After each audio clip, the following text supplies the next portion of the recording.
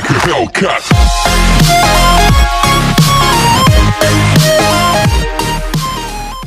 Next part में हम युनजिन को देखते हैं जो कि अपने स्टूडियो में होता है। तभी युनजिन के फ्रेंड्स उसे कॉल करते हैं ताकि वो कॉलेज पार्टी में आ सके। वो लोग युनजिन को मनाने लगते हैं मगर युनजिन मना कर देता है। वो लोग युनजिन को ज्यादा फोर्स करने लगते हैं, तब जाकर युनजिन पार्टी में जाने के लिए मान जाता है। दूसरी तरफ हम देखते हैं कि के अपने साथ दाही को लेकर आता है कैफे में। यहाँ पर के की कॉलेज की लड़कियां भी होती हैं। फिर के दाही के साथ बैठ जाता है। के अपने कॉलेज के फ्रेंड से बात करने लगता है और यहीं पर दाही अपने फोन को चेक करने लगती है क्योंकि दाही की मॉम उसे बार बार कॉल कर रही होती है और मैसेज कर रही होती है। फिर के दाही को देख लेता है कि दाही बहुत ज्यादा अपसेट है और दाही से बात करने लगता है। यहीं पर बैठी एक लड़की जिसका नाम मिनी होता है, वो उन दोनों को बार बार देख रही होती है। एक्चुअली जैसे मैंने फर्स्ट पार्ट में आप सबको बताया था कि के बहुत ही फेमस लड़का है और उसकी कॉलेज की सभी लड़कियां उसे बहुत ज्यादा पसंद करती हैं। इस वजह से मिनी दाही को देख रही होती है। तभी दूसरे ग्रुप की एक लड़की के को बुलाती है। के दाही को बताने लगता है कि ये सब भी मेरे फ्रेंड्स हैं, तुम यहीं बैठो, मैं उन सब से मिलकर आता हूँ। फिर के यहाँ से चला जाता है। दाही अपने मॉम के मिस कॉल के बारे में सोच रही होती है। तभी यहाँ पर बैठी दो लड़कियाँ उसके बारे में बात करने लगती हैं कि क्या ये के की गर्लफ्रेंड है। फिर दोबारा दाही अपने फोन को चेक करने लगती है। उसकी मॉम उसे बार बार कॉल कर रही होती है। दाही अपनी मॉम के इतने सारे मिस कॉल को देखकर बहुत ज्यादा डर रही होती है क्योंकि ये पहली बार होता है कि दाही अपने मॉम को बिना बताए रात में अकेली आई होती है। फिर उन दोनों में से एक लड़की दाही से पूछती है कि क्या तुम के की गर्लफ्रेंड हो। दाही उसे साफ मना कर देती है कि मैं उसकी गर्लफ्रेंड नहीं हूँ। दाही भी शॉक होती है इन सब क्वेश्चन से और हम यहाँ पर देखते हैं कि मिनी दाही को गुस्से से देख रही होती है। तभी यहाँ पर वही सीनियर लड़का दाही के पास आकर बैठ जाता है जो दाही को क्लास में परेशान कर रहा था। फिर वो सीनियर लड़का सभी से बातें करने लगता है और दाही को देखकर उसके साथ बदतमीजी करने लगता है। फिर दाही अनकंफर्टेबल होती है और फिर दोबारा दाही की मॉम उसे बार बार कॉल कर रही होती है। दाही परेशान होने लगती है कॉल को देखकर। दाही यहाँ से जाने के लिए उठती है। तभी वो सीनियर लड़का दाही का हाथ पकड़ लेता है और उससे बदतमीजी करने लगता है। वो सारी लड़कियां दाही को देखती हैं। दाही अपना हाथ छुड़ाने के लिए ट्राई करती है मगर वो छुड़ा नहीं पाती है। फिर तभी